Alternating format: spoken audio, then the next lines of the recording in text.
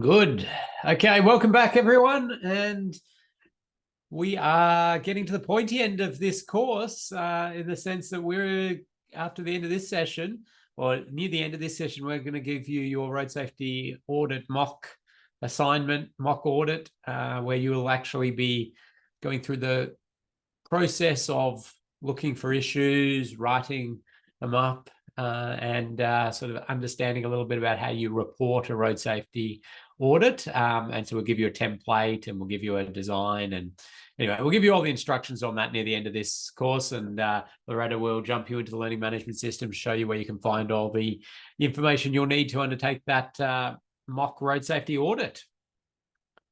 Okay, so there's two road user groups left that we still want to delve into, and there are two-wheeled road users, so cyclists and motorcyclists. And I'm going to start with cyclists, and we're going to look at some of the requirements of cyclists for safe travel. We're going to source technical information, and we're going to look at common road safety audit issues. I always like to just pick ones that I've seen come up over and over again. And it just helps you, I think, as you start auditing, to sort of see the kind of things that people are picking up. It's not to say that I'm covering off everything, but just a few common ones. And we'll talk about some treatments and terminology around cycling safety, or the safety of people that ride bikes, as some people are quite particular in using that language, which is okay. Okay, so here's a few sort of requirements for cyclists for safe travel, or things that we would like to try to achieve under different contexts. Separation, clear sight lines, space to ride, smooth surface, speed maintenance, connectivity, and information. Now, I'm going to go through these a bit and sort of delve into the philosophy of safety for people that ride bikes, but also, of course, what we're focusing on is being able to then sort of identify things in a plan, a design, or existing roads, and report it from a road safety audit perspective. One advantage we have is that a lot of road safety auditors either are regular bike riders or have ridden bikes in the past or can ride a bike. And so they have some feel for what it's like to be a rider and to think like a rider. And that's really a good starting point always. Remember, road safety auditing is not that check against standards. That may sort of be part of your overall thinking, but just thinking like a cyclist, thinking logically, asking common sense questions. Would I feel safe using this road? What if I turned here? Would people be able to see me? Am I going to be in the dooring zone? So people are going to open their parked car door in front of me. Just common sense type questions. And that is just a wonderful injection into a project to ensure that the safety of people riding bikes is considered. But I say, like, people that ride bikes, it is a very diverse cohort. Road user group where we see old, young, we see cargo bikes, we see lycra-clad training cyclists, what is often termed the mammal, the middle-aged men in lycra, the mammal. So you might hear that term occasionally. It's funny. I think it was brought up as a bit of a joke term, or I don't know if it was a derogatory term, but joke term. But it appears more and more in actual technical documentation. I don't know how, but anyway. So your lycra-clad training cyclists, your commuter cyclists, kids riding to school, it's a very diverse group. And the unfortunate thing is that our infrastructure we build sometimes struggles to service all of those varied cohorts. I like the old 8 to 80 design philosophy. You might have heard of that. 8 to 80 cities is to design a city for an 8-year-old and an 80-year-old, and everybody should then be safe to use it. It's a nice sort of philosophy. For cyclists, the application of it's challenging. Certainly we've done a lot of design of separated paths and really great catering for 8-year-olds and 80-year-olds, and it's really wonderful. And then lycra clad and a portion of our commuter cyclists just don't use it. They still use the road, and it's really challenging. But one advantage we have is that there is quite a bit of road safety audit guidance to think about people that ride bikes, but also general design guidance on cycling infrastructure. My colleague Max McArdle runs a whole course on cycling infrastructure design and specifics around that. Of course, for the audit course here, we don't have time to delve into all of that. However, I'll just be picking out a few things to talk to, but there's quite a lot into it. And as an auditor, you will work through a lot of those different specifics. But in the Austra's Guide to Road Safety Part 6, which is the Road Safety Audit Guide and the document that this whole course is essentially modeled on, the syllabus comes essentially from that course, from that guide. In those prompt lists at the end that I took you through, we know that there's cycling questions, lots of questions to prompt your thinking about the safety of people riding bikes. VicRoads a while back came up with these shared path audit guidelines, which I thought was a neat little thing to do. Certainly the principles of road safety auditing out of this guide all would work for shared paths, but this was more of a specific focus on shared path thinking, and I think it's a decent document. They're both publicly available. Don't forget to count your wallies as well. Then we get into sort of the standards and guidelines which assist us as road safety auditors. Remember, we're not there checking the compliance with these. We're doing a common sense check, but these do often give you good fodder in your road safety audit to back up your concerns. Okay, well, you're looking at a path maybe and you go, oh, it looks narrow. I'm concerned about that, right? Now, it doesn't matter whether it meets the standards or doesn't meet the standards. As soon as you've said, I'm concerned about that, great, that's in your audit report. But what you then can do in that finding is say, well, let me go have a look at Austroad's Guide to Road Design Part 6A, which is going to tell me what width paths should be, or is guiding us on the width of paths. And then if you go, okay, I've measured the path width there and it doesn't meet Part 6A, put it in your audit. Okay, it gives it even more sort of oomph to say the auditors are concerned with the width of the path. This may cause cyclists to hit each other, or cyclists to hit pedestrians, or cyclists to leave the path, hit path side objects. The risk is increased at night when there's lots of users of the path and these sorts of things. And this does not meet the guidance in Austra's Guide to Road Design Part 6A, which requires a X meter path. Okay, great. But of course, the flip side of that is if you measure it, you then look at the guide and you go, actually, it meets the requirements. If you're concerned with it, you still can put it in. And I tend to just note that at the bottom of the finding, just to say, hey, we know this meets 6A, but in this context, we're actually still concerned about it. Just so they can't immediately dismiss this finding and just go, nope, meets Part 6A.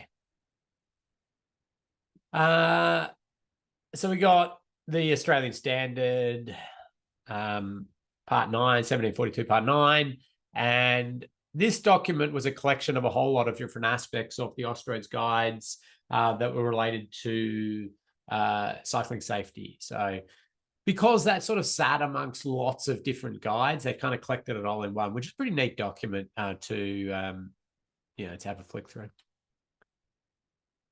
Then at a jurisdictional level, there's lots of things, and local governments are producing their guides. There's a series of VicRoads guides, or Victorian Government DTP guides. There's Melbourne City Council bike lane design guide. The Queensland government puts out a lot of particular guidance around cycling facilities. It's really good stuff. And other jurisdictions have stuff. And then if you want the international sort of Bible on cycling infrastructure. It's the Crow manual. That is the that's it. Like, that's what everybody sort of turns to, and then essentially the rest of the world creates their own personalized guidance based on that document. It's out of the Netherlands, of course. And then there's lots of other little bits and pieces that pop up, and I've put little snips of that, and you'll be able to find all of those online.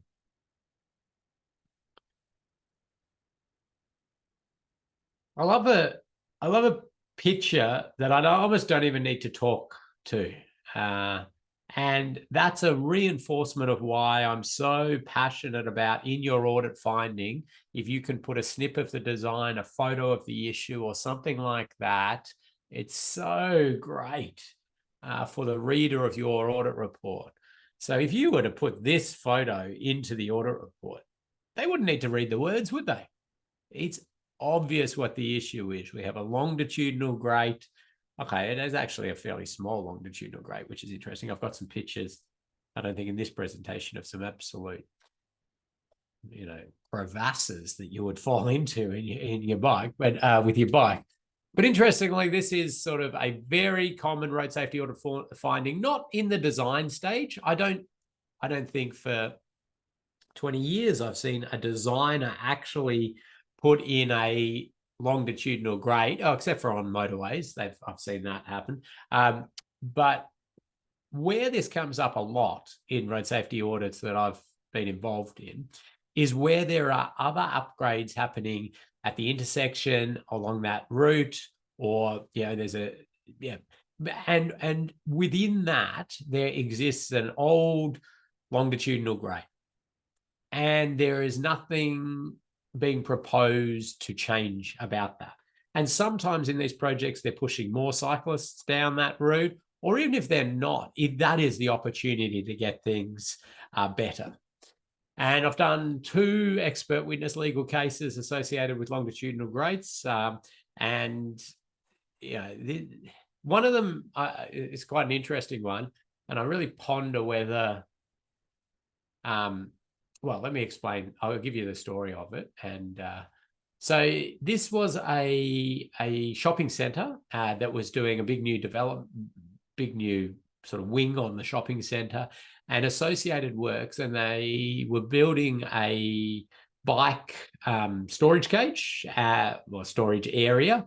And one of those, service stations, a pump and tools and things like that. And they were doing wayfinding, which is, signs for people riding bikes to know how they can get to the shopping center from a shared path that ran nearby. And anyway, the way that they were sort of collecting old cyclists and getting them through to this area involved going through their car park, which was just lined with big longitudinal grates. And the legal case was around a cyclist who was riding in there around dusk and went into one and then did some serious damage to themselves. And so that became an interesting one. I was pondering, it'd be great for a road safety audit to be done on that. And I wonder whether in the planning permit process that shopping centre, the local government had required any road safety audit. It wasn't. It was an interesting one from that perspective. In the end, it settled. The other one was an existing one, a local government, and whether or not having that risk sitting there for 30 years and nobody identifying it and pointing it out was appropriate or not. Anyway, both of them I sort of had said, run the road safety audit course for a long time, and it's pretty much the first example in the cycling section that I come up. It is cycling infrastructure 101. Another one, which is a little bit more nuanced, is around some signal phasing stuff. This comes up a bit. Is it a major issue of concern? Well, let me explain it. So here we go. We've got Blythe Street. We've got Sydney Road. The project proposal here is to do some green markings of cycle facilities, some threshold treatments, a few other things, put cycling bike boxes at the front of the signals. So that's essentially where a cyclist can come up and then they store out in front of traffic. The idea being that they'll be in the view of the driver. They'll be able to see. They'll get out in front and get everybody's safer.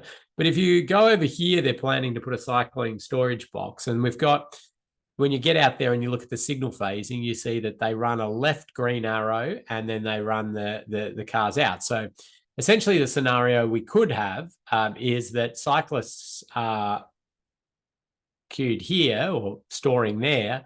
And we've got a car coming up here that's got a green arrow to turn left, but all the bikes want to go forward, so they can't do it. Now, I find it very hard to foresee that a driver would miss the cyclist because they are like right in the middle of the lane there, okay? So that wasn't really the crash of concern. Road rage is not a road safety audit finding. I'm sure that would cause a lot of road rage. We'd have cars beeping and shouting and cyclists, what? Oh, I don't have to go, and all of that sort of stuff. But we don't report road rage. We don't report personal safety challenges. So if they're building, say, a pedestrian underpass, and you go, geez, nobody's going to use this. They'll be way too scared of getting mugged or something. It's a long, dark tunnel. I've got no escape area. But that's not particularly issue. I mean, that kind of interfaces because people won't use the underpass and then they're going to have to cross the road somewhere else. But any other periphery issues are not part of our audit report, impact on environment, impact on traffic congestion, not promoting active transport. These are all super important transport issues. But remember what our focus is: road safety, crash issues. But anyway, with this one, the audit team really ended up being comfortable that what would actually happen there is drivers would sort of go around the cyclist and that would cause other issues, and then you're able to sort of bring it to a road safety issue. Of course, this just gets fixed because it's wrong. It needs to be fixed. But time for you to do a little bit of looking and thinking like a road safety auditor that's thinking about bikes. Okay, what do we got? So what I'm going to get you to do is have a look at this existing conditions here, and I'll give a prize for the first person who can tell me what country this is in. But then what I want you to do, well, yes, it's in Wales. Well done, Anthony. I've still got the UK. We'll give that as well, I suppose, as a prize. I want you to just type in some issues, some things you might bring up if you're undertaking a road safety audit of this, thinking about cyclist safety and the existing conditions. So pop them in there, and then we'll have a chat about it.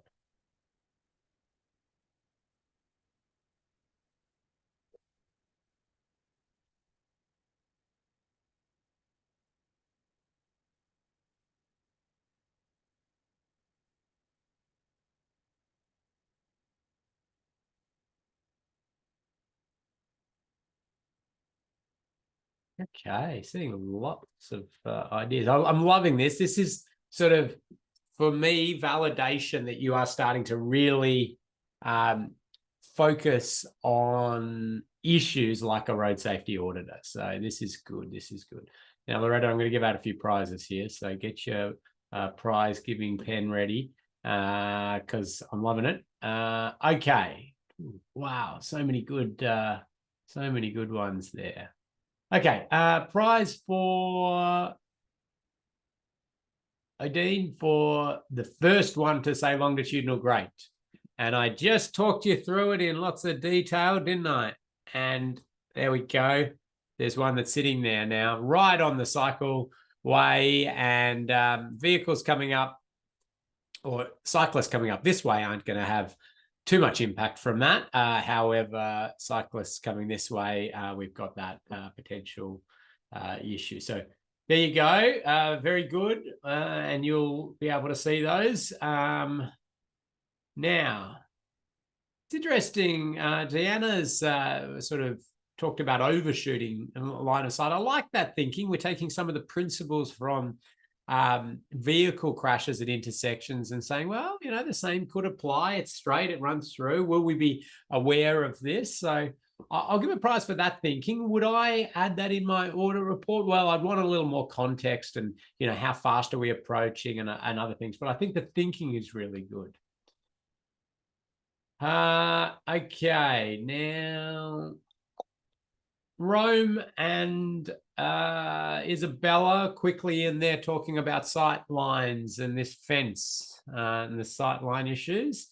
So that's good. We're talking. People are saying, well, what is the crossing priority? Is that a safe way to cross? Then lots of people getting on board some of this. Tellini's talking about surface conditions and thinking about the surface for cyclists. Is that going to be stable? Is it going to be slippery when it's wet? So I like that prize there. And I'm just checking if anything else has popped up. Yeah, so it's good. This is, as I say, excellent because so many people are sort of coming up with the same things. They're seeing the things now, and there's a good bit of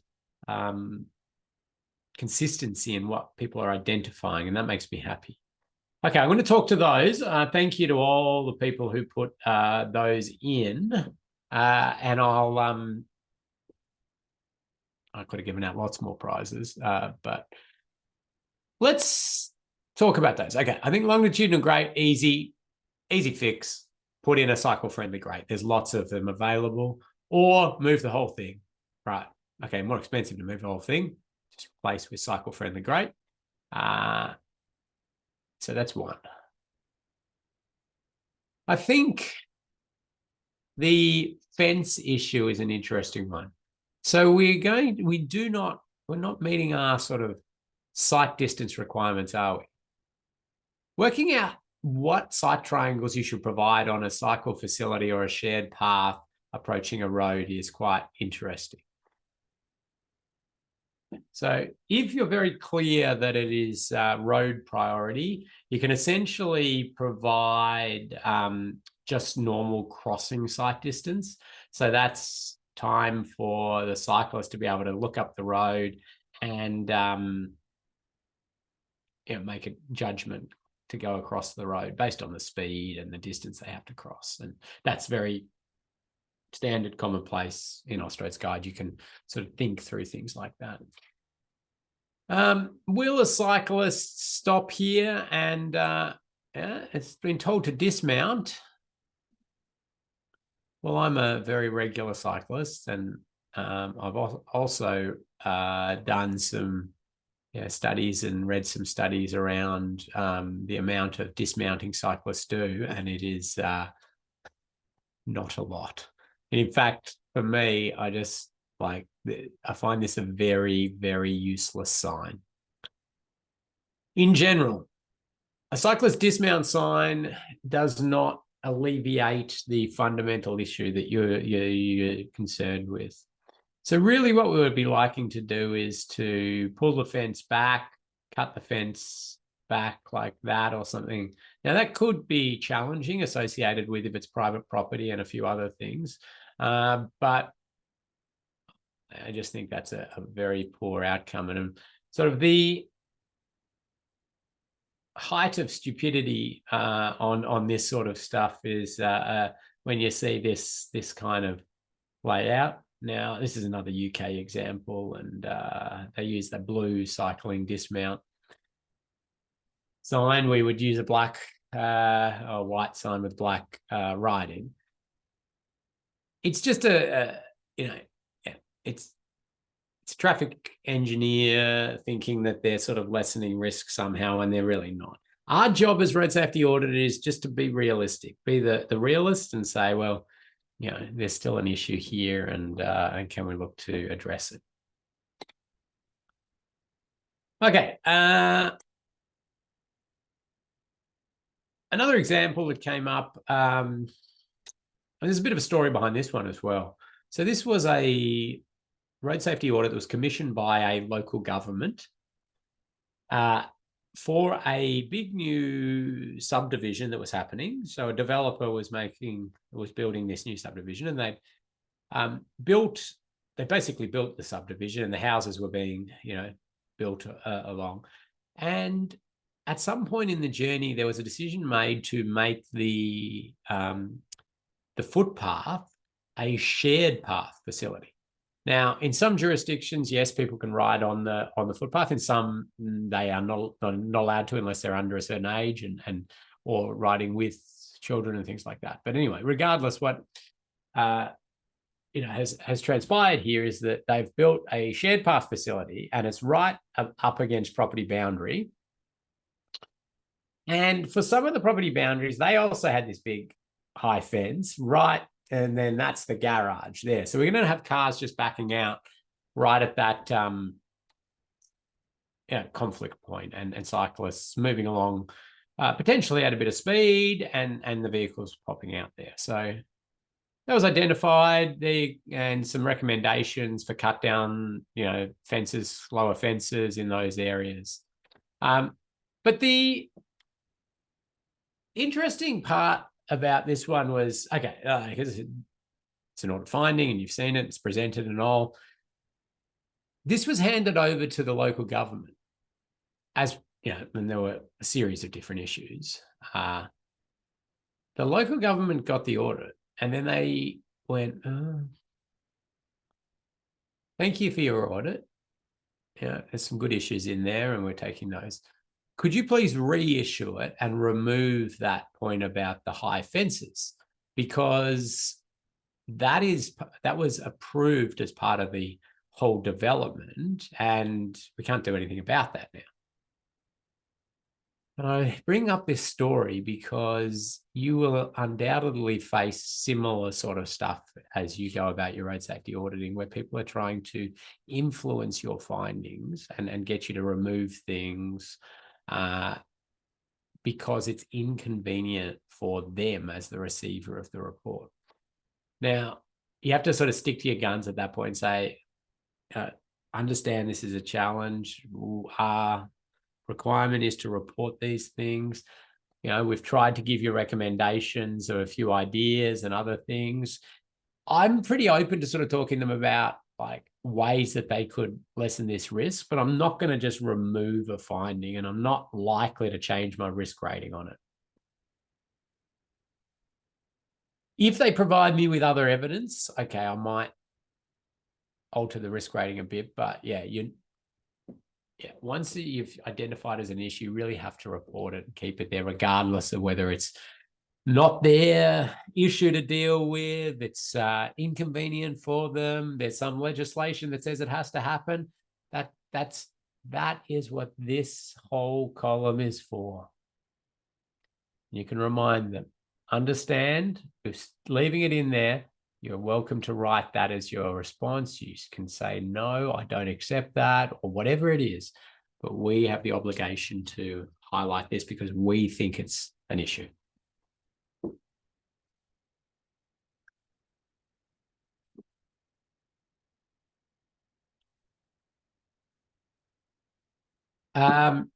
So comments come in there, install a sign. Well, I think that sort of goes a little bit back to our cyclist dismount. I think it's not going to really actually change the risk a lot. Cyclists are not likely to stop and look if you were to put these in here, and actually addressing the issue itself is the way we should be going. Surface issues. Okay, don't just think about a cyclist hitting surface defects and the like and falling off their bike. Think about cyclists altering their riding line, moving into other areas, moving closer to traffic, being in areas of poor sight lines to avoid and get around issues. One road safety audit finding that comes up a bit, and this is, this occurs not just for cyclists, but it's lane misalignment. So you see here, you've got the through lane, and that kind of lines up with the footpath, doesn't it? And then you've got the right lane here, or the right through lane, and that kind of lines up well, a bit more with this lane, doesn't it? Now, this occurs quite a bit as extra legs are getting put on intersections, often when a new subdivision's coming and it's creating that. And you get these weird arrangements, or people are utilizing, widening, altering. And we know that, in these sorts of situations, we're going to see side swipe crashes between vehicles, aren't we? Because one driver is going to be coming along here, sort of half concentrating, and they'll think that they're going into that lane. But there'll be another vehicle sort of next to them, and they'll be having their issue there. All right? Now, they're going to be pretty minor incidents. However, if you have a cyclist sort of plugging along in there as well, then we're onto a pretty big issue where, either a cyclist is coming in to try and grab that lane and a vehicle sort of there, and we've got, issues associated with that, or a cyclist is caught up in that mix. So at an early stage, if this was a design, trying to get lane alignment is good. As a retrofit, and they seem to have done this here, you can see they've got what we call RPMs. So you've probably heard of RRPMs, raised reflective pavement markers. These are RPMs, raised pavement markers. They're like a little dome, and they sit in there just to be that sort of guidance across these intersections and the like. So that's one. There's some other sort of ways that you can think about doing this. And certainly we're thinking more and more these days of how we navigate a cyclist through an intersection in the safest possible manner. And I'll show you some examples of this shortly. Another point of higher risk for cyclists is around that entry back in. So cyclists sort of coming through here and trying to get back out there. And you've got a vehicle coming in here, and their sort of concentration at some point becomes behind them to check if they can merge in. And it's just a bit of a messy area as well. And again, another one which is hard, but there's more and more sort of treatments that are coming along that lessen this sort of risk. And I'm going to show those after I talk a little bit about roundabouts. So roundabouts have been a problematic area for cyclists for quite a while. We see increased cycle risk at roundabouts. And this is the old, so this is for like a one lane urbanish roundabout in an urban area. The old design of this would have you push your cyclists as far away from traffic as you can. Try and get them out of the way. The research and analysis on this discovered two sort of main issues. One, vehicles squeezing through or going through and clipping cyclists. And the second one was associated with vehicles coming up from here, looking out this way, no sightline impediments or anything like that, but a cyclist coming in here, and then the car driving straight into the cyclist. And it was termed back in the day by the behavioral psychologist a look but failed to see crash. Look but failed to see. And they really got into it. They were, they're quite excited. There's actually a lot of sort of research and PhDs on look but failed to see. It happens for motorcyclists, and you might have heard that term SMIDSy. Sorry, mate, I didn't see you. But they've got good sight lines and cyclist and crash. Now, the reasons that this behavioral psychologist sort of come up with are quite varied and deep and things. Some of them are simply that is not what the driver's looking for. So they're looking for a car. A cyclist is there. It just takes longer to process that. Oh, that's also something I should be giving way to. They go into threat theory. Okay, it's not a threat to me, so it's a slower cognitive processing task. They talk about positioning, and the position isn't quite where they were expecting. So again, it's just slows the processing on requirement for that. So lots of little bits and pieces. And Anyway, the end result, all of that, was Austroads producing guidance to say, actually, for an urban roundabout, we're going to have, a cycle lane, but then we're going to try to encourage cyclists to claim the lane, to take over the center of this and make it so no cars can pass, and just be in a better position for a vehicle coming up from this side to sort of see them right squarely in the middle of the running lane. And they suggest you use these little doohickeys. Prize for somebody who can tell me what that symbol is called. Oh, they're quick. Ajaya? Sorry if I didn't pronounce that right. Ajaya Sharo is correct. So it stands for, it's the combination of two words, shared and arrow. It's tried to indicate like this is a space where cyclists and vehicles would share an area, and cyclists sort of take a priority. Now, as I understand as a road safety auditor, this has some good evidence to show that it is a safer arrangement than this. But I really think we can do a lot better than this. And certainly I don't think that an 8-year-old is going to be claiming the lane over four-wheel drives and the like.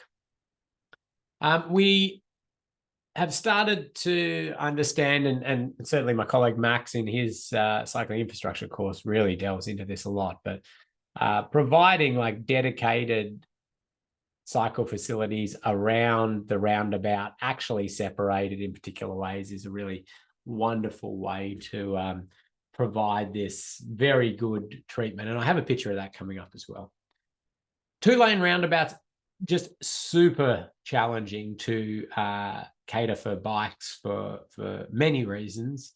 One associated with a dynamic visual obstruction issue. So, a car there and another car coming up here, and they're dynamically obstructing, if a bike was coming through there. So that's one. You've got the other one, if a cyclist is in here and they want to turn right, well, they've kind of got to cross these two streams of traffic coming through. So some big issues there.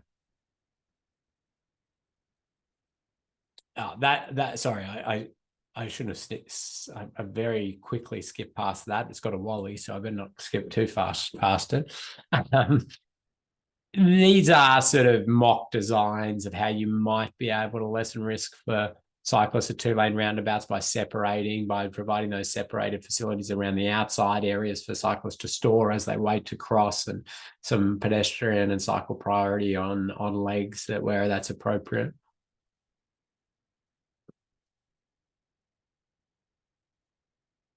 But here's the sort of cycling priority.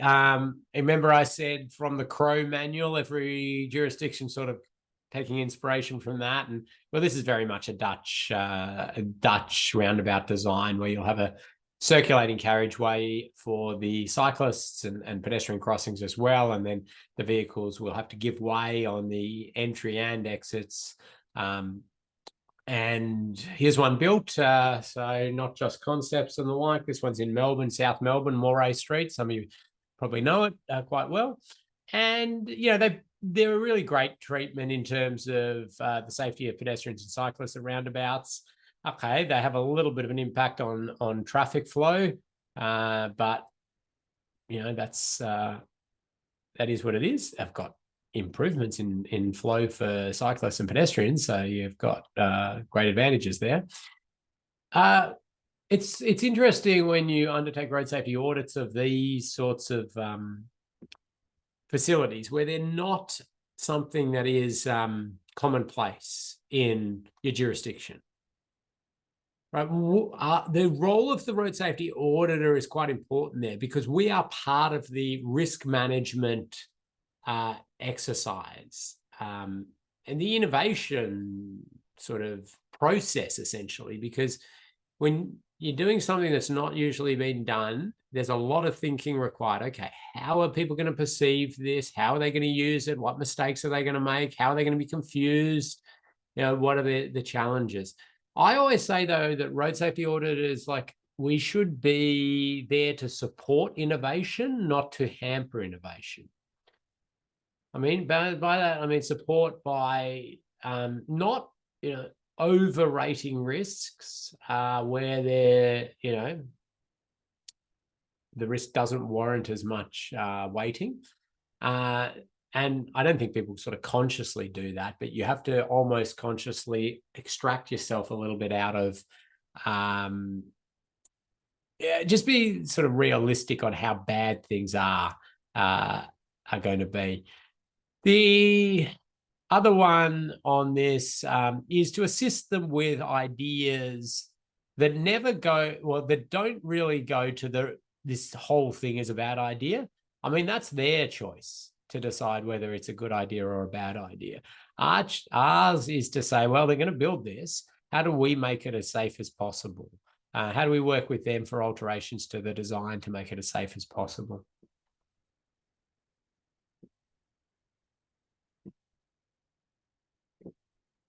So we see more and more facilities being introduced for people that ride bikes on existing infrastructure. And I call it, to a degree, there's a lot of retrofit going on where we've got areas that are concerns for cyclists, or there have been cyclist crashes, or and people trying to say, well, okay, we've got this roundabout, what can we adjust? Oh, this one actually happens to be, they're planning a new roundabout, but and then they start to tweak and add things in. Here's one that was a little addition of a little storage area, but almost like a little hook turn area for cyclists to pause and wait if they're wanting to do that right turn. Now, there's parts of this I like, and there's parts of it that concern me. The parts that concern me are sort of the larger vehicles coming in here who are looking out this way and turning. And, we know that larger vehicles will occasionally track over these areas. I don't like that. It's a fairly exposed position to be just sitting and waiting. It's also really only big enough for one bike to be pausing. And we know on this road and these sorts of areas, you get packs of cyclists really often, or a group of them. So, those sorts of things concern me a little bit. A few more slides and a little bit of bike thinking from me. This one is a proposed new roundabout out in Traralgon area, and it's really well done in the sense that they went, okay, can we provide a separated facility for bikes through this roundabout? And they designed that up and said, okay, we'll actually create it so they're not in there mixing with traffic. Very good, excellent, looking great. Now, when it was built, they built the facility, and then that's how it looked. And you get out there for the post-opening and you go, well, is a cyclist actually going to know that that's for them? And it kind of looks like a footpath. And I feel that they've spent all this money to build this bit of facility, and I think most cyclists are just going to go into there because they don't really know. Okay, we got a little, cyclist only sign. Karen says I'd go on the road. I would go on the road as well. I would just assume that, well, that was the end of it. But I think a little bit of very, very small extra treatment there of some green like that would be just enough to ensure that they know that that's their way to go. So that is not the traditional use of green paint on the network, though. The traditional use of green paint on the network is for the specific conflict point between a car and a bike. And so a vehicle driver approaching green on the road goes, oh, a bike could be coming. I better stay more alert. But, as I said, it's being more and more used to sort of guide direction of cyclists, try to get them to a particular area. There's another example of that. So the shopping center, strip shopping center, parking, bikes, doors, nasty mix. The death and serious injury we see associated with this is most often secondary impacts.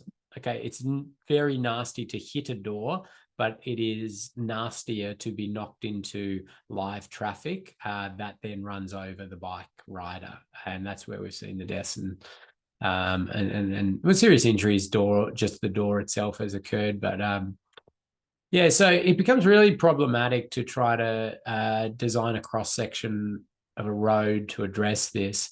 And if you want to add extra fuel to the challenge, make it so it's a clear way and that the curbside lane runs as a parking at some point during the day, but actually runs as a running lane for other parts of the day, because you then can't really do too much in terms of facilities here, because half of the day, that's the middle of a lane, a running lane. So it causes trouble. If you've got permanent parking, there is the option to add some bike symbols and the like. But this is not alleviating that dooring issue. And in fact, that's the site of a fatality of a dooring incident, where a young cyclist had a door open in front of them. They hit the door, went into the roadway, and a truck killed them that was traveling along beside that.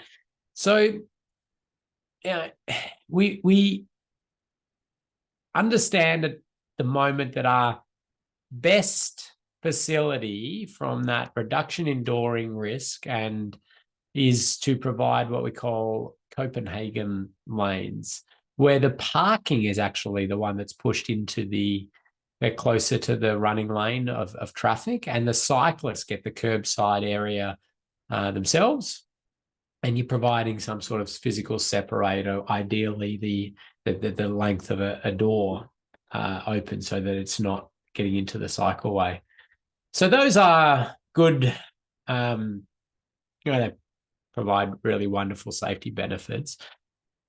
There are some specifics. So if you're asked to undertake a road safety audit of a new Copenhagen lane, okay, you can be looking at the design and happily thinking, great, okay, they're removing dooring issues. That's good. What other issues are popping up, though, that we might need to flag with them? Well, vehicles turning in and out of getting in and out of there, they become points of risk. And you can see they've used the green in its traditional sense there. So that's to warn the driver, hey, bike could be coming, be alert.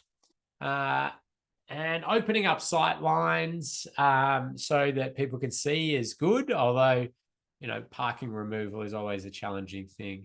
One little trick that I like to suggest, and I've seen now done a few times, is to make this area, right, the point that they're going to turn, like cobblestones or even raised, or something that forces the car to slow just there.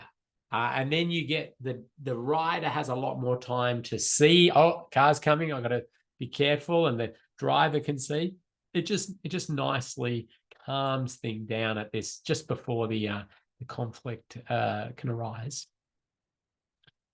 Really good points come in there around then pedestrians getting in and out of cars and crossing, and maybe not being as aware that this is a cycle facility, and cyclist to pedestrian crashes to be thinking about. Absolutely. And you have some practical challenges. Whether or not these enter into your road safety audit, it will be up to you in the context and what you can foresee happening. But loading and unloading of goods from vehicles, even things like people, prams and those sort of things, disabled car parking spots, and getting those sorted.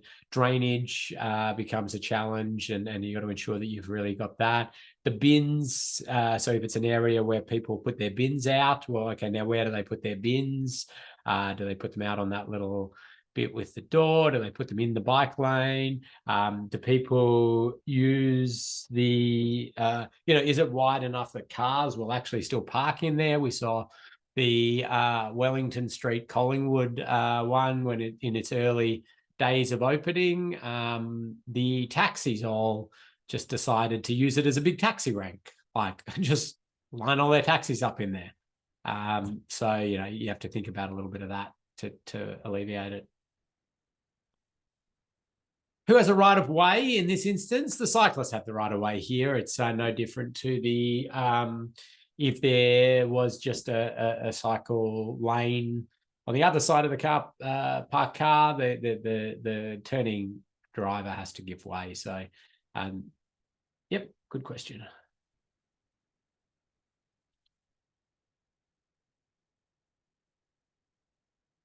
So when you have a shared path and you want to cross a road, you have the option of making it so the rider has to give way to all the cars that are going, or you can flip the priority and say, okay, let's make it so the shared path has priority.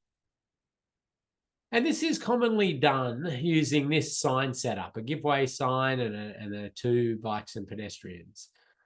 And what we're trying to do here, in a regulatory sense at least, is to create a road-to-road intersection. Okay, yes, one of the roads is a shared path, but the idea is that you're approaching on the road, it's no different to approaching another road where you don't have right of way. And you look and you give way. And there's an example of that. Again, as a road safety auditor, when I'm looking at these sorts of setups, I have a particular interest in sight distance. Now, this is not the easiest sight distance calculation to work out, because you have to be factoring in the speed of cyclists approaching, the speed of vehicles approaching, and then reaction times on both of those. So the Victorian government has the best design guidance around this particular sightline issue. I won't take you through the whole lot of it, but essentially you're trying to create this sight triangle. And we're trying to avoid the circumstance where a vehicle is approaching here, and then all of a sudden a cyclist comes out very quickly. They didn't have time to react to avoid that. And to a sort of degree of redundancy, vice versa, that a cyclist approaching can see a car's coming and go, oh, hang on, I don't think they're stopping, and avoid as well. And it's not to say constrained sight distance areas shouldn't have this treatment. It's just you need to then provide the additional features to lessen that risk. And it's often that you slow the vehicles down more using speed cushions, raised platforms, raised areas, or whatever it is, to just slow that vehicle down so that there's more time. Or occasionally we will slow the cyclist down on the approach as well, using, again, raised treatments, rumble strips, chicanes, whatever you decide. You can look at those options as well. But these sorts of things are going to be coming up more and more and more across across the world, really, as people are recognizing that active transport is such an important component of our transport mix.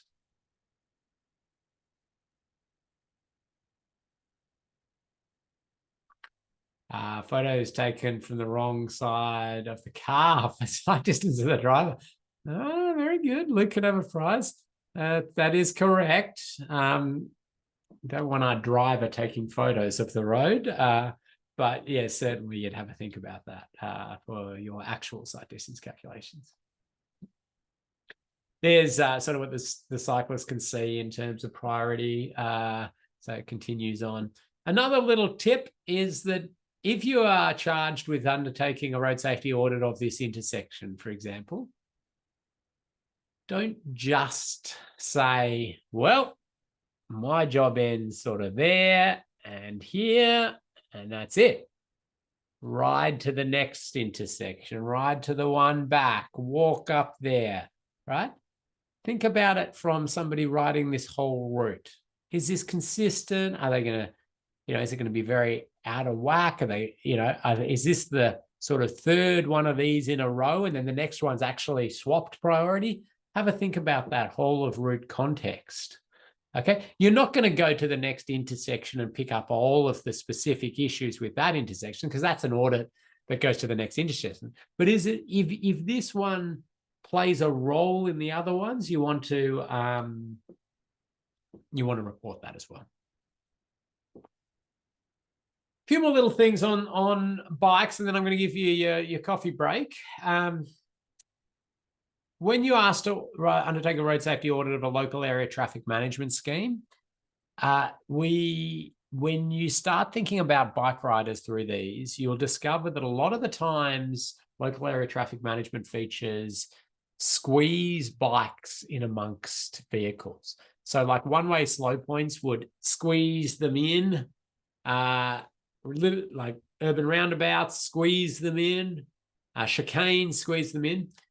But this one is a great example of an elegant way to address that by providing a bypass for the cyclists. So a car approaching here and a car approaching this way, well, it's what we call a one-way slow point. It's a very common treatment. You just make it so they can't both fit, and they work it out. They slow down, they figure it out. Okay, you go, I go, all of that.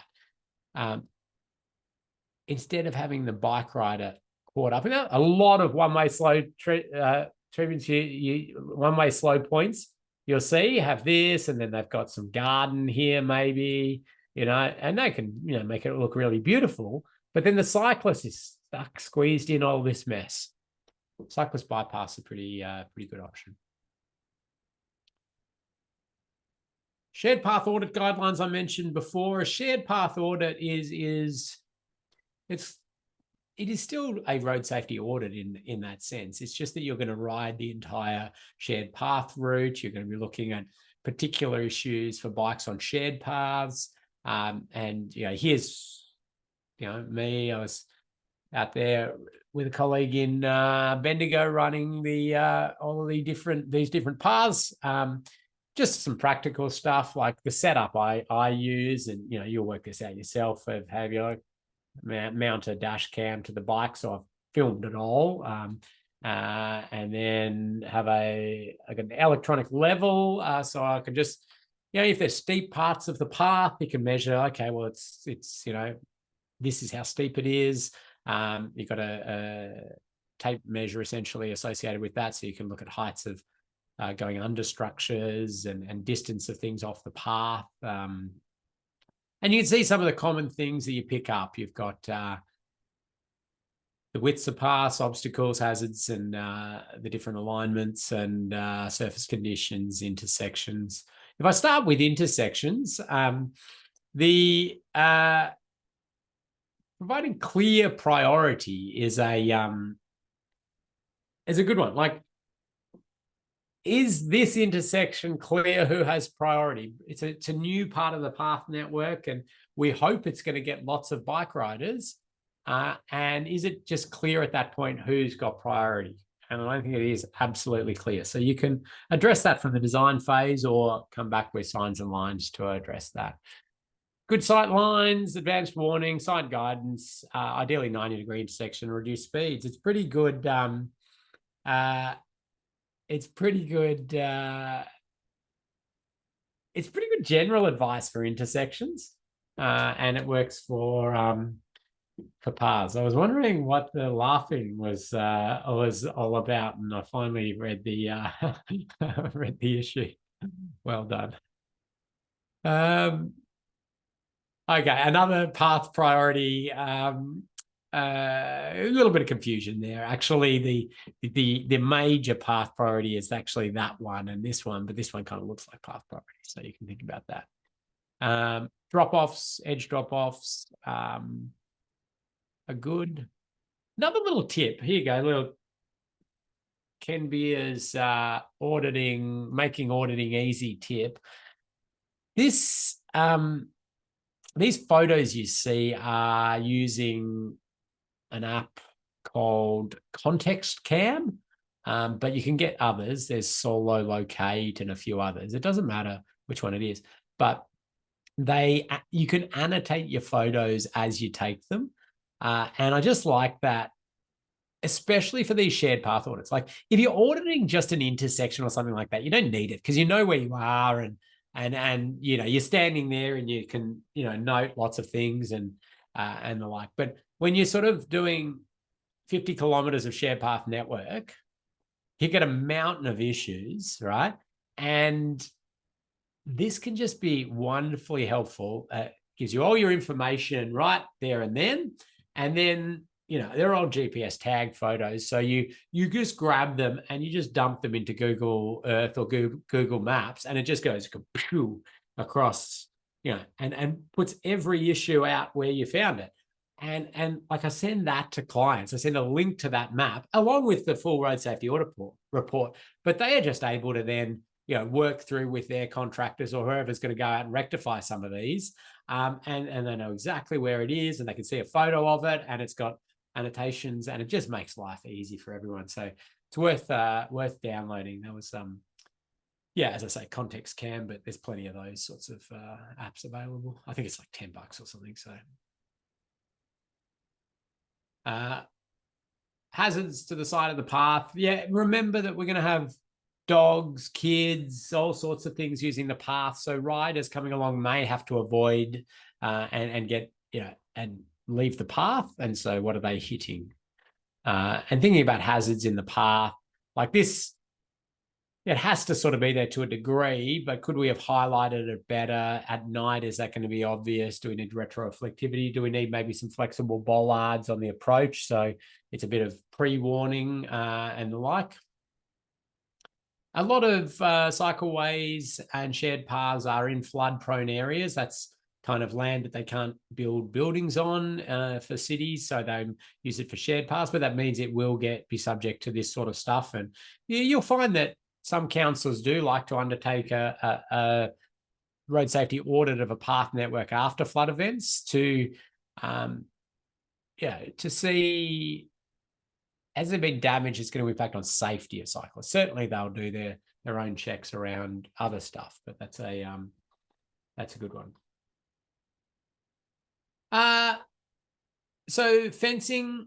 So cyclist-friendly fencing is important. This is not cyclist-friendly fencing because you could catch the handlebar or the pedal on the fence and snag. This is cyclist-friendly fencing, and there's different modes of it. But essentially what you're trying to do is create a rail where the shoulder will hit and sometimes where the hip will hit. And they're not snag points for the handlebars or the pedals. So this job's a good one where they've nicely tried to protect path users and the path that's being built from vehicles leaving the road and hitting them, high severe incidents. The challenge is that the back of the guardrail presents fairly nasty hazard for riders. So that's another one that can be picked up, and you can propose that they think about back-to-back W-beam systems, so protection rails on the back of it. There are other plastic products and things that can be done. And getting near the end here, thinking about any obstacles in the path that are put there to maybe stop vehicles getting into areas, that those can be a hazard. Okay, on a beautiful sunny day like this, yes, you can see that, no worries. At night, cyclists might struggle a bit on this, or following behind other bike riders or these sorts of things. And I think if somebody's, put that there to try and warn other cyclists maybe of there's also a chain there. So it's a kind of nasty setup. This, on the other hand, I think is a good setup. I think it would be nice not to have the cable stay in the middle of the path. That would be best. However, they've done line marking on the approach. They've done flexible bollards with retroreflective tape. They've highlighted the hazard itself. So it's kind of reasonable if you're dealing with those sort of scenarios where it's not possible to remove the hazard. So thematic audits I talked about briefly. thematic audit it means, there's a theme to it, and cycling could be the theme that for some reason that the client wants you to specifically think about cyclists, and really cyclists only. Now, a full road safety audit should think about cyclists as well, but you just have these extra things you do for a cycle audit, which will be absolutely have to ride through it. The team rides through the area.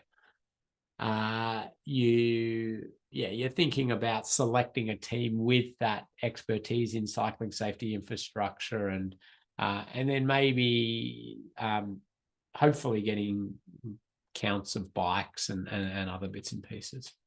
So there's a fact sheet on that in the learning management system. I think I'm going to skip that little quiz. It's more important for you to get a coffee, because that was I'm going to talk about motorcyclists soon. Loretta, did I need to deal with anything before I let these wonderful people have a cup of coffee? No, all good. All right, let's get back into it in 4 minutes.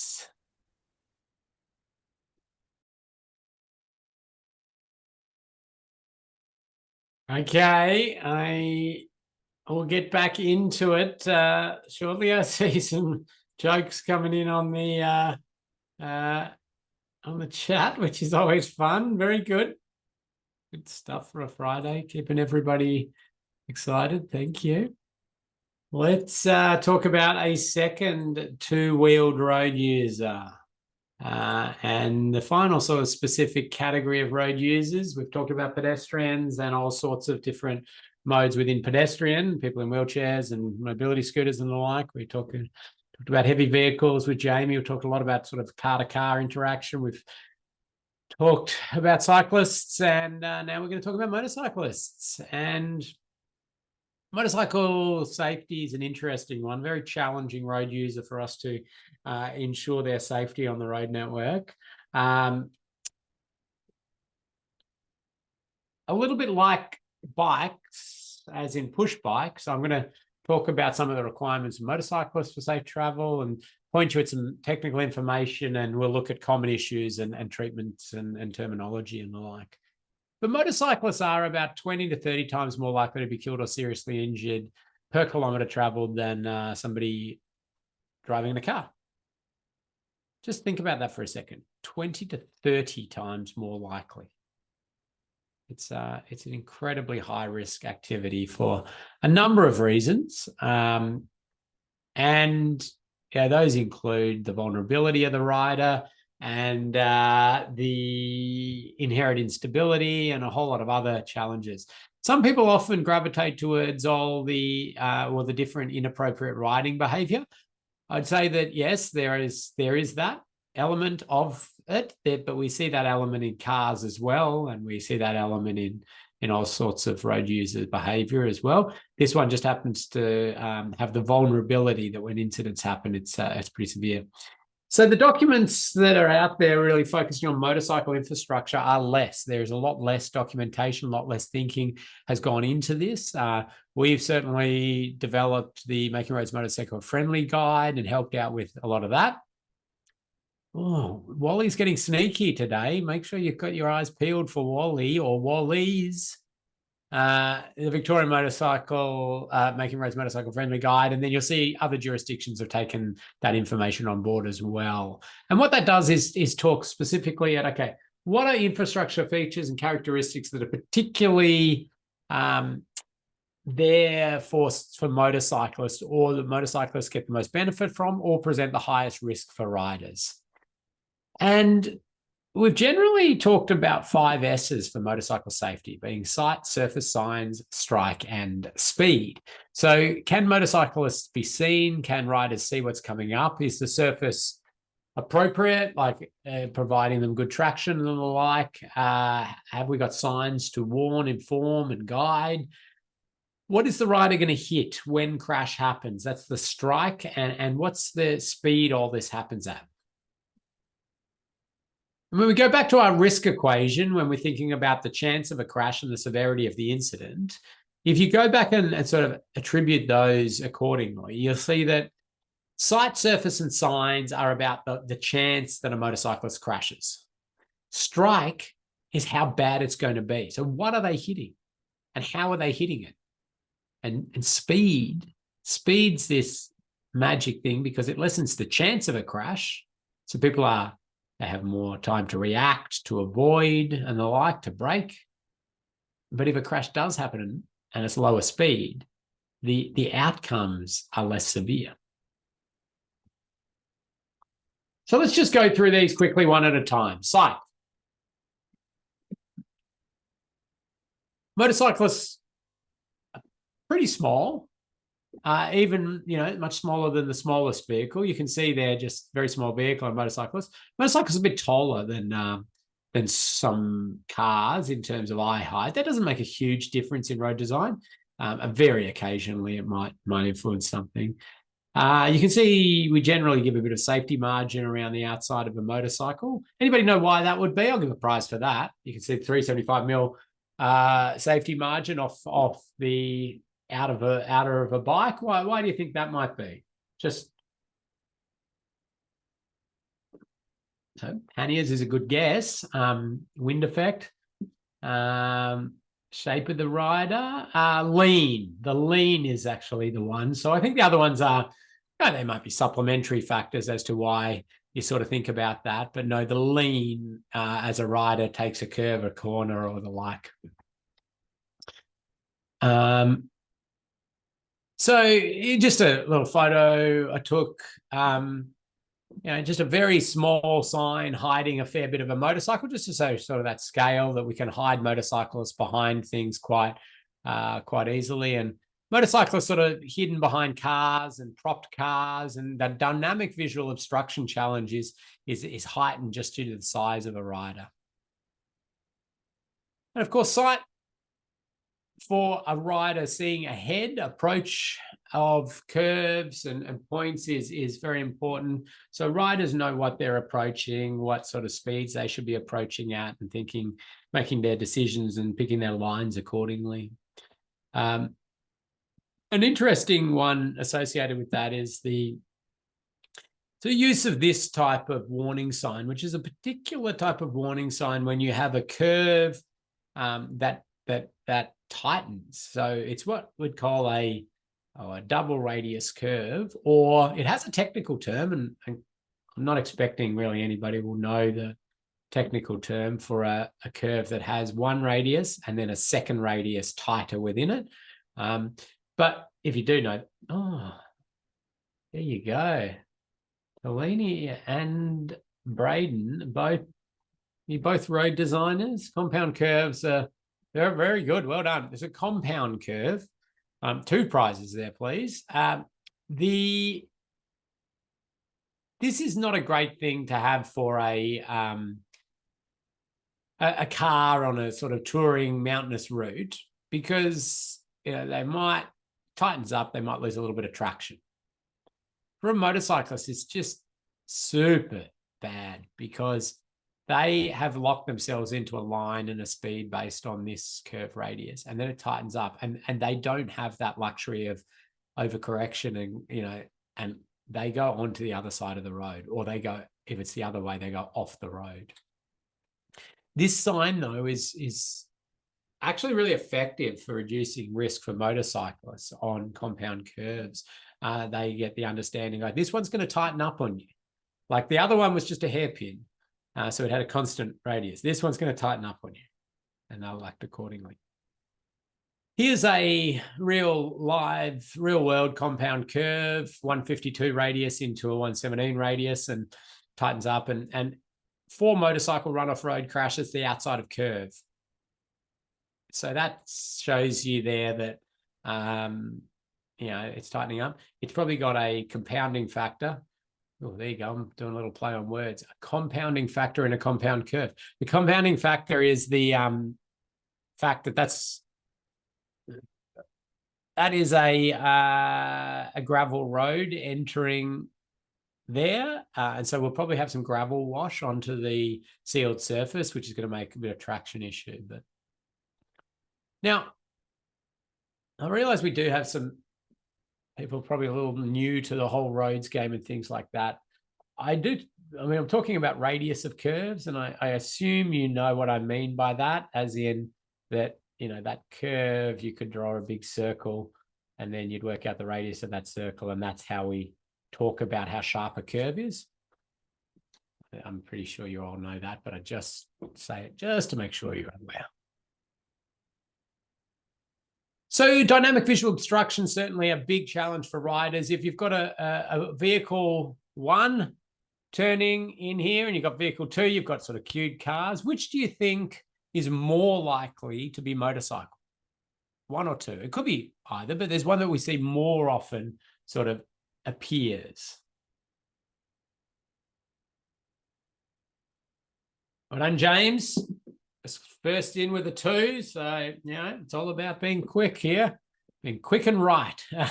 2. Yeah, the reason it's 2 is that the cars come up to here, and then just the rider's more easily hidden, and then they turn and then they're struck.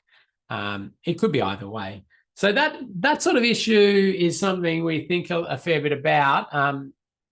In these situations where we're going to have those turns and those queuing vehicles, and you've got to think about not just the not just the physical infrastructure there, but the operation of it. Is the queuing going to go through? And some little ideas that could be injected here to lessen the risk. Well, you've got big ideas like, okay, no turns in, like continue the median, left in, left out. All right, that's probably not going to fly for traffic ops reasons, but it's something to think about.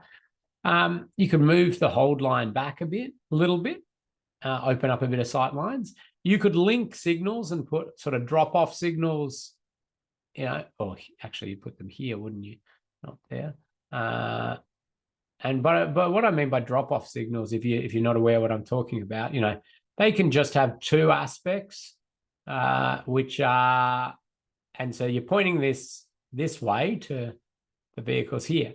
When these lights trigger and the queue gets back a certain point, it just goes orange and red and just holds everybody there. So, that can flow through. A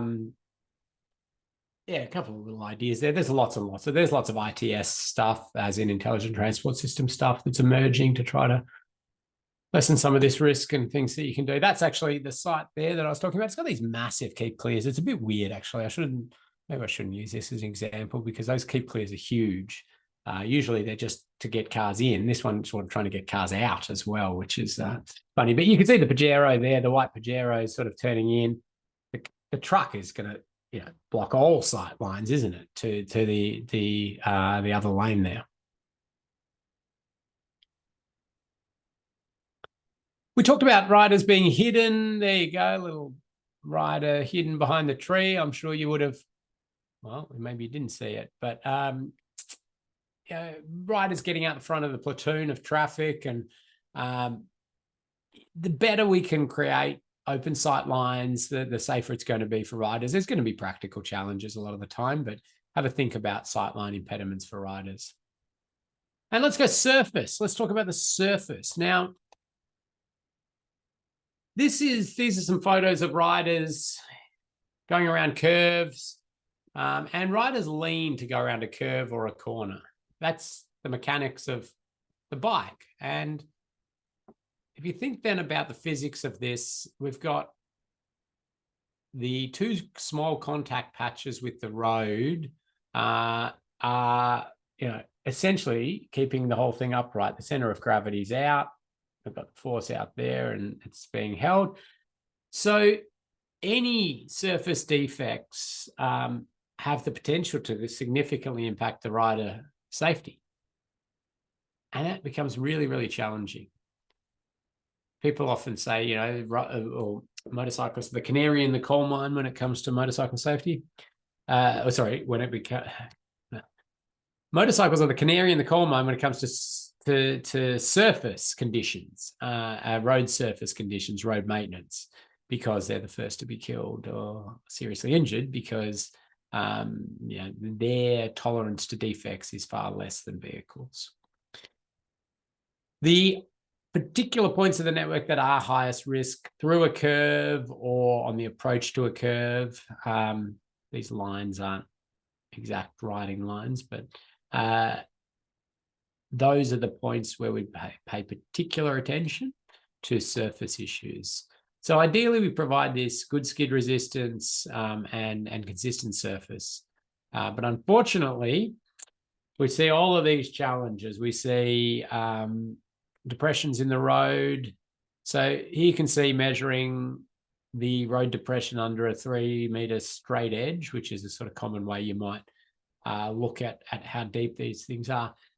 I've done a couple of coronial investigation reports around motorcycle crashes associated with surface defects. And these depression ones they're really interesting in the sense that it's not as obvious to a rider. Like, they usually can see a big pothole. Okay, sometimes they can't, but most of the time that's kind of obvious. These ones, they destabilize the bike. They bounce the bike around, and if they're leaning a bit and they don't quite see it, it hits them, and they really shift off their line. And in both the coronial ones we did, we saw riders on popular motorcycle routes going around a curve, hitting this depression, and then sort of the whole bike bouncing into the opposing lane, and then being struck by a vehicle coming the other direction. And that, it becomes interesting when you analyze it under the Road Management Act and the road management plans, and what are the maintenance intervention requirements. Like, at what point do you as a road authority, or does the road authority say, well, this is a hazard?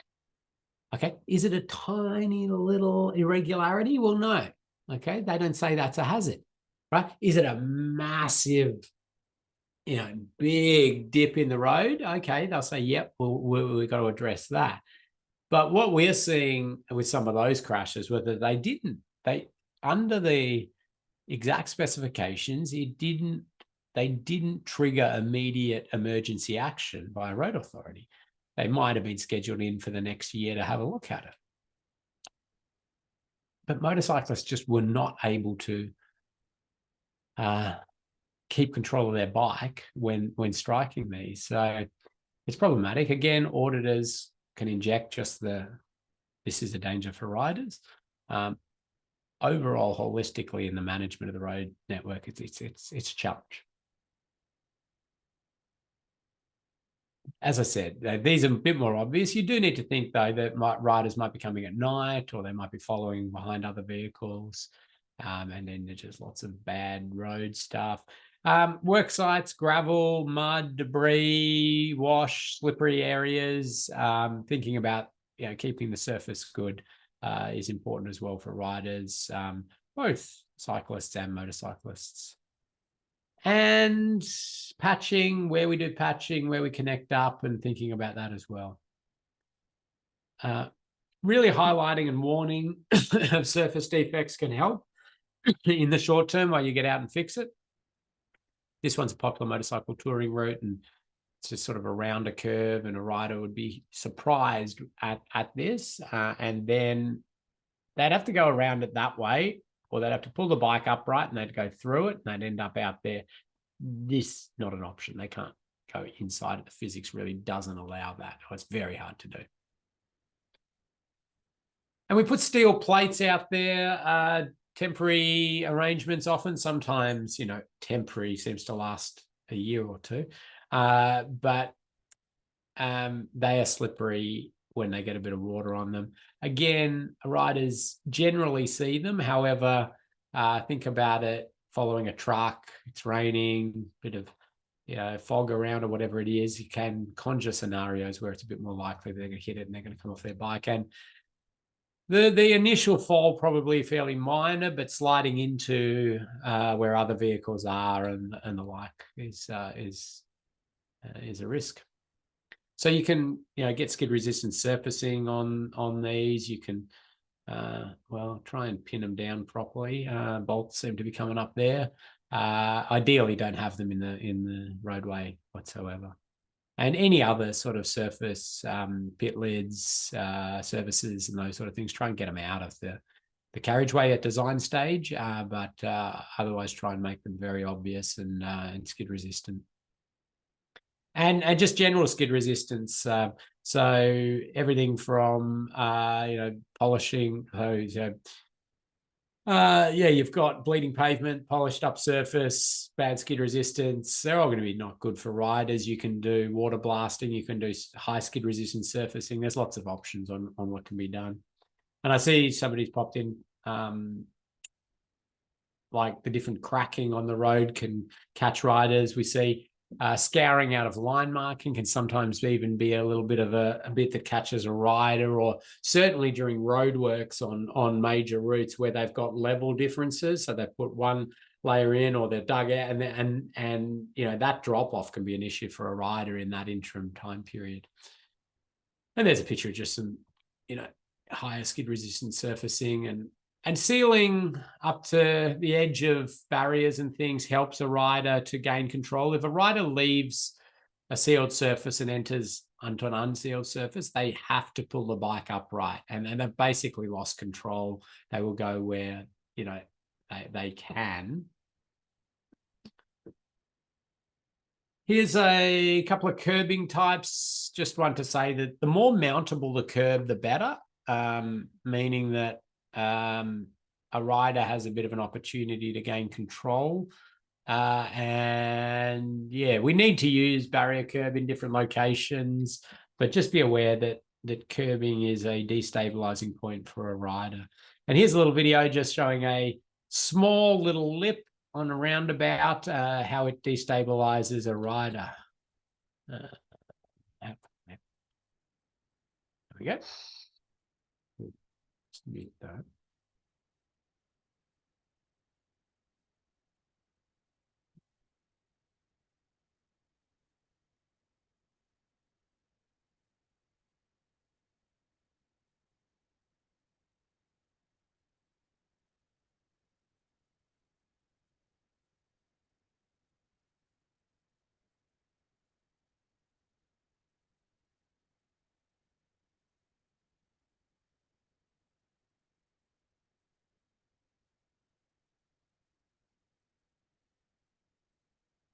So, pretty small lip. I mean, I'm not being critical of the design of that roundabout. It's just more to show that, small lips destabilize riders. It hit the grab rail there, and I showed it in New Zealand when I was last there, or one of the times I was there, and it they went, "Hey, bro, come and have a look at our grab rails. We made them out of PVC pipe. They'll just break away if anything hits them." Like, that's cool. That's innovative. Not sure that it's going to hold up to sunlight, but anyway, that's all right.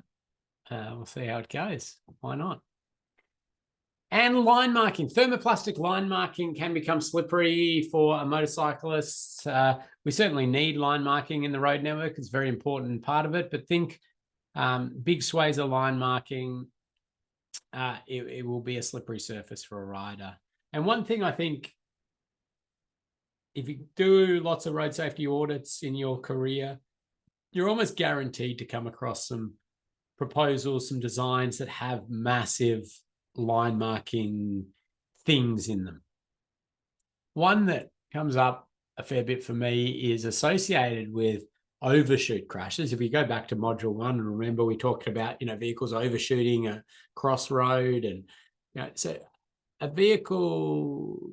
So people will try to do everything to try to highlight, hey, there's an intersection here. And so they might put warning signs up and rumble strips on the approach. And then somebody will say, hey, why don't we paint a big stop sign on the road at the intersection? And that's great from one sense, but riders will also be subject to this see-through effect, and they could be slamming on the brakes right at that last minute because they're going, oh my God, I got to stop. And then you're putting a potential slippery surface right at that critical point. So thinking about riders in that mix as well. Now we have this motorcycle warning sign. Good signage just in general is wonderful for motorcyclists. They're very attuned to signage. We can lessen risk significantly by just getting signs correct and providing good warning and the like. This one is a particular sign used to highlight, hey, motorcyclist, there's something here that's particularly dangerous for you. So it could be a surface thing, it could be other specifics for motorcyclists, and you can see them used a few times with some surface issues. Of course, you'd like to just get rid of the surface issue, but these are more ones where it's either a significant time period between identifying there's a surface issue and actually being able to rectify it, or that it's sort of that reoccurring issue. Like the loose stones ones there's a quarry up around the corner up so it just keeps sort of washing gravel on there. You can try and work with them, but it's a preventative measure. But just as I say, good signage is good. So motorcyclists crash on the outside of the curve predominantly. That's the physics of it. I won't take you through that in detail. I'll just point out some challenging scenarios. Here you go. This is in New Zealand, actually. It's the Coromandel Loop, which is a big popular motorcycle route. But you see the outside of a curve, and you see some surface challenges down there. And you see, the surface challenges, defects are here, and you can sort of see then these concrete blocks on the outside of the curve. That's not going to be good for any vehicle that leaves the road. Motorcyclists are going to be very challenged by that if they strike them. But also even our galvanized steel posts are strong enough to kill a motorcyclist. So we deem a galvanized steel post frangible. So what do I explain on that? There is a group called ASBAP, the Austrade Safety Barrier Assessment Panel. They don't just look at barriers, they look at all roadside hardware. And they essentially categorize things into frangible or non-frangible. Now, a galvanized steel pole, just our usual road sign pole, they say that's frangible, which means that if a car hits it, it flattens, doesn't impact the occupant. Yet those are easily strong enough to kill a motorcyclist. And we see lots of motorcyclists being killed around Australia, around the world, hitting sign support structures that are deemed frangible. So we can challenge a little bit of that on low mount signs with flexible sign support structures, rubber structures, spring-based structures, and things. We get really challenged for the higher ones. We're doing some work with Swinburne Materials Testing Lab and the Victorian Department of Transport on a motorcycle-friendly higher sign structure. It gets very complicated from an engineering sense. It kind of sounds easy, but the wind load and the torques and the Australian standard on wind that you've got to meet is there's so much force that you're trying to weaken a post so a motorcyclist doesn't die when they hit it, but you've got to make it strong enough to stand up to some pretty gale-forced winds. It becomes challenging. Anyway, I'll keep you informed if anything, if we manage to get that product to market.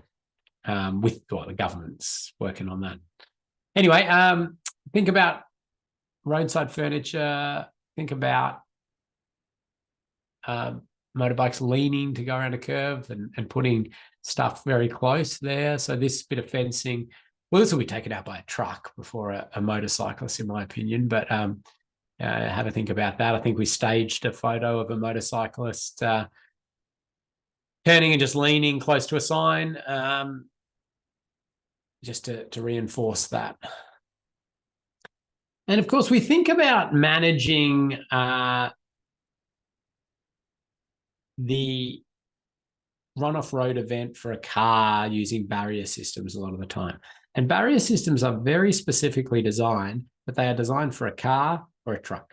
They are not designed for a motorcycle. But there are some options here. We can put the underrun protection. So any motorcyclist that is sliding, and it's about half the riders that hit barriers are sliding. They've separated from the bike. They're sliding along. So instead of hitting a post, they can run along an underrun barrier here, a rub rail, it might be called. I see books put in rub rail. Yep, rub rail is one of the sort of types.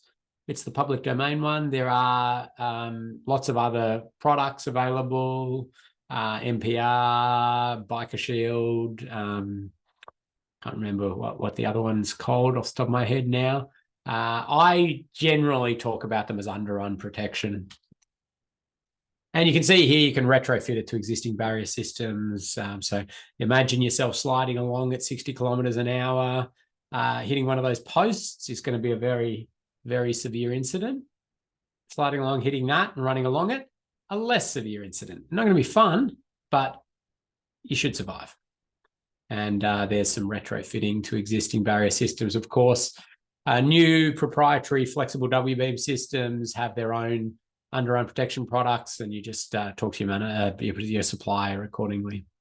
Here's the European crash test protocol for motorcycle dummy into a post, 60 kilometer per hour hit. And you can see there it destroyed the crash test dummy. This one is within survivable ranges. As I say, not going to be fun, but at least survivable. So that's a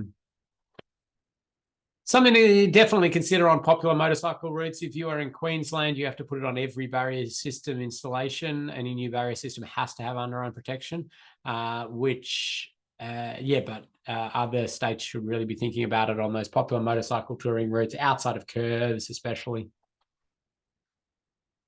Little warning and something you might see and pick up as a road safety auditor. Oh, actually, I'll ask you, why did they stop here? Is they ran out of money, or they didn't think it was needed further? What is it? Yeah, Rowan's on it. End treatment.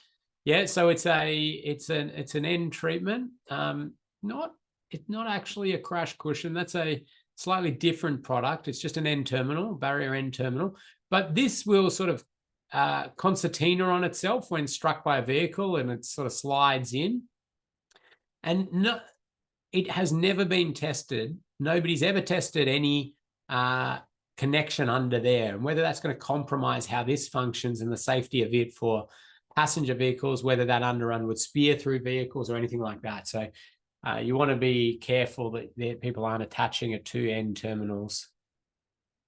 Wire rope safety barrier system. So there's a very, very tiny proportion of the motorcycle community who still angry about this and think it's some sort of cheese cutter, something that's going to slice up riders. Well, there's no evidence to that whatsoever, and it's an absolute myth. The posts present a hazard.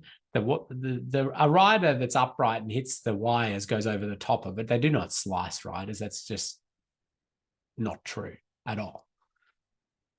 But one thing is that we don't really have a good retrofit for motorcycle safety on wire rope systems. So people have tried the post padding, the stack cushions around each post.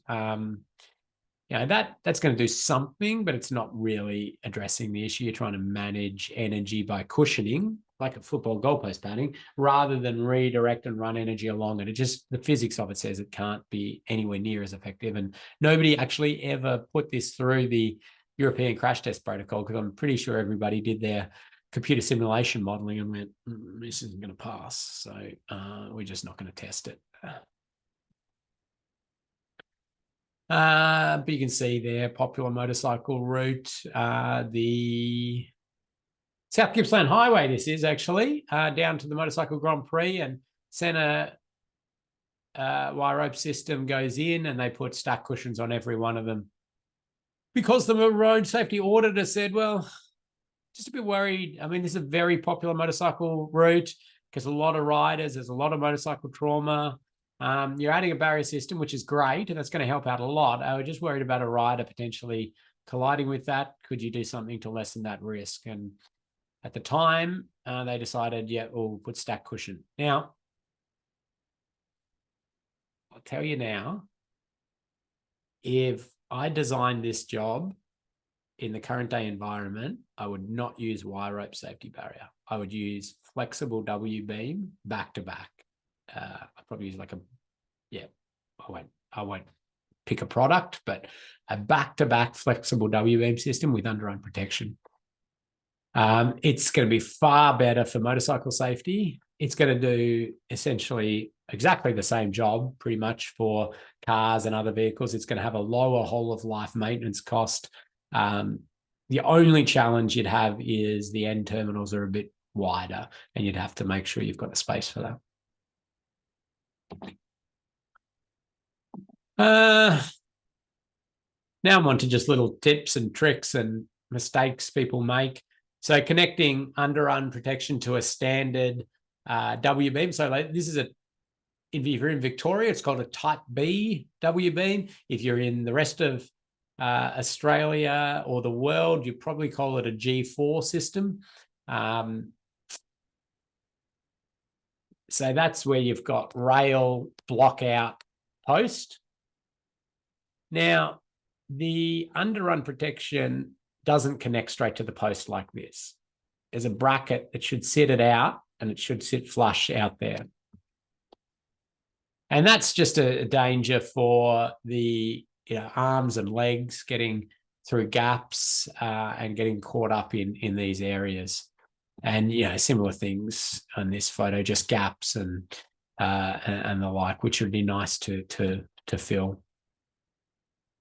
Finally, we get into speed and influencing rider speed is very important. We can do it through things like the use of chevron alignment markers to delineate curves and assist. Remember, we are actually adding hazards to the outside of curve here. So that's one of the predominant reasons we're trying to work on this particular flexible sign product, motorcycle-friendly sign product, because this is helping to lessen the chance a rider comes off, because they know the curve, they know the radius and everything like, but it does increase the severity if they do come off. So it's a challenge. But good advisory speed, consistent advisory speed is very effective. And I don't particularly care that riders don't follow this. If we put out a 35 and they, travel through it at 70, okay, well, they at least knew what they were going into. As long as you're consistent and it's clear, there's no surprises for them. Oh, I better give the mic back to Loretta. The last thing I'll do is give you a bit of random traffic engineering trivia. Did you know that we try to always end an advisory speed sign on a 5 and a regulatory speed limit on a 0? That's in the Australian standard. Not always occurs, but that's what we try. Motorcycle audits are similar to the cycling audit. You get a rider, you work with a rider, either you're a motorbike rider, or you work with them, you go out, you ride, they tell you what they're feeling, you say what you're seeing and feeling, and you report it all up. Okay, Loretta, let's give these people an audit to do. All right, I'll just share my screen. I skipped a little bit quick at the end with motorcycles. I actually, again, it's like an area I've done a lot of work in this space over many years. I think I've pre-recorded some sessions and some case studies and things which we're going to put into the learning management system, because I'm like, I could do days and days on this stuff, but I'm like, I will put some stuff in there. If people have a particular interest, they're working on motorcycle jobs, they can watch those extra bits. Oh, I even chucked some cycle stuff in there, some other cycling bits and pieces, some there, motorcycle friendly. Yep. So, those are mainly the ones. I'll see if I dig out a case study for you as well. Oh, case study video. There it is. Might be here. Already, yeah. So many videos. Oh, I know. There he is without the mustache. My son, at 5 years old, whenever he sees a photo of me, he says, "Well, why aren't you wearing your moustache?" If only it was that easy. Yeah. All righty. So we know we're on module 4. As you know, we've just gone through lots of different videos to reference there, which are great. And of course, we do, have some other resources in there as well. But most importantly, the tasks that you need to do to complete for this module. Firstly, there is a quiz. Again, you know how the quizzes work because I'm pretty sure everyone's done the previous module quizzes. There is the safe work method statement. So once you click on here, you do need to read the actual statement. And then when you go back, you do need to agree to reading that statement. Of course, all about safety. So we want to ensure that you have read and understood that.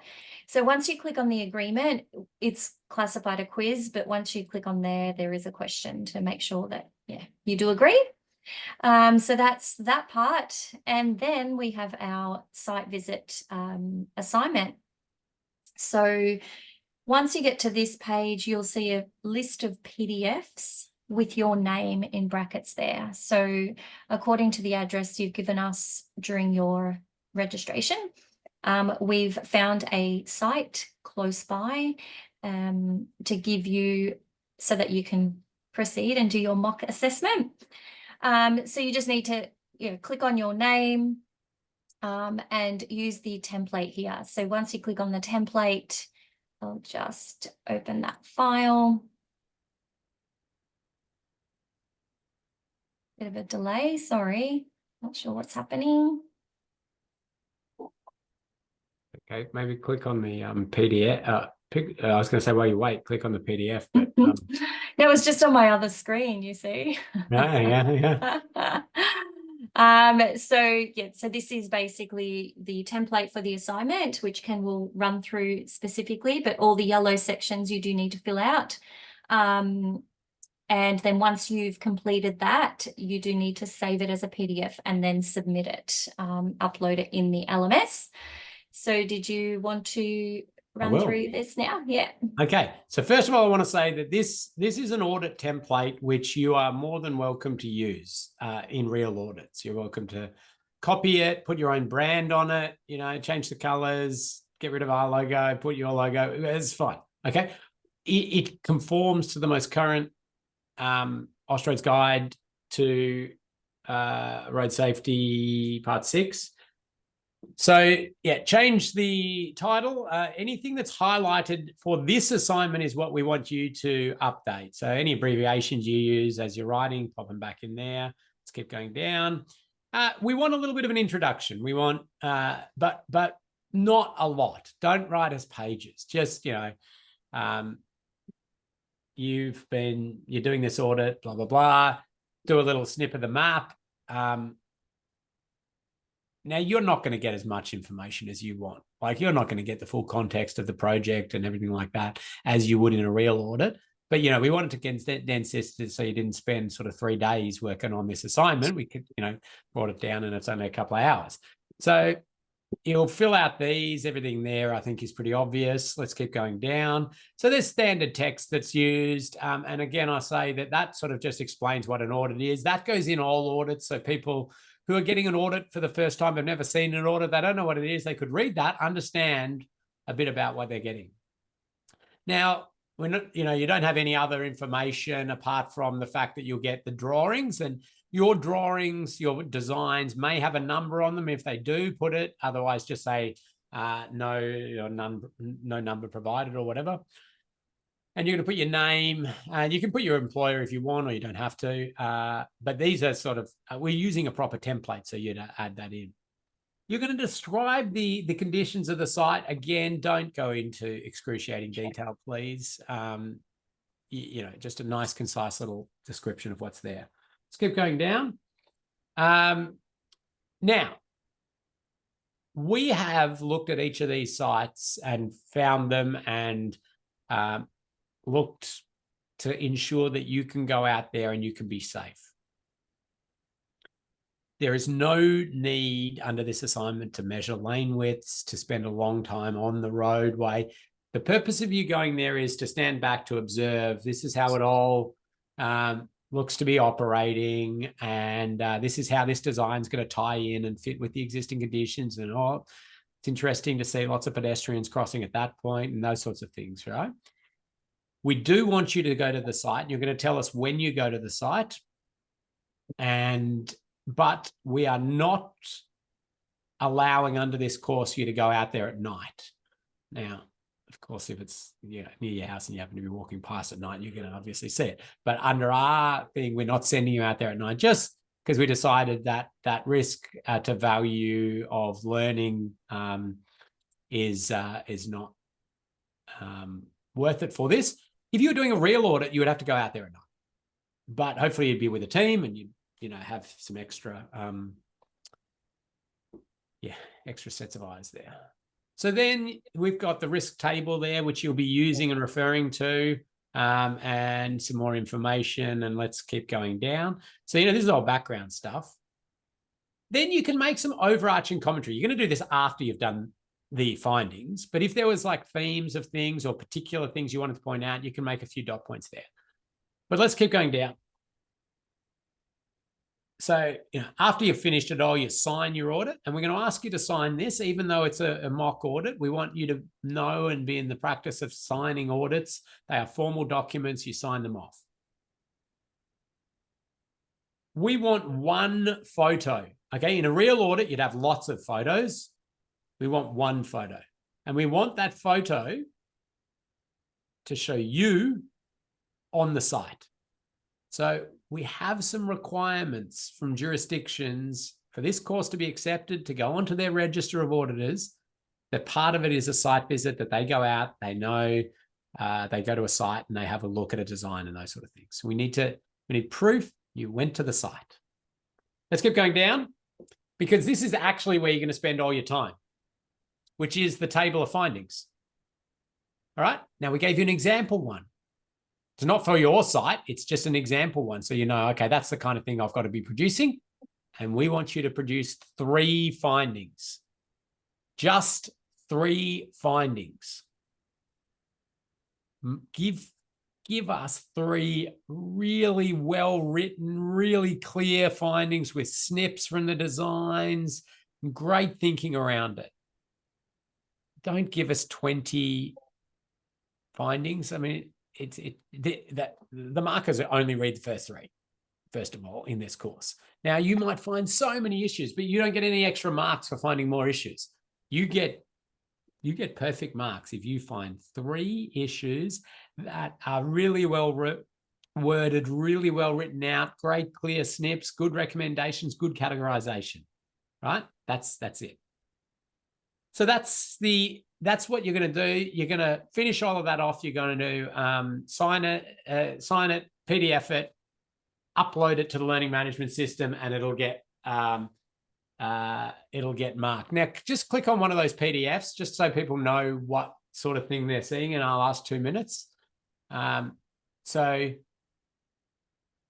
here we go. Good example. Where are we? Adelaide or somewhere? Okay. So what this is a proposal to signalize this intersection. Now, your job is to audit the future, when it's built, what death and serious injury is going to happen, not what's there at the moment. Okay. Now, if you see something that's there at the moment when you're on site and it's not being rectified as a result of this design, yes, you may report that.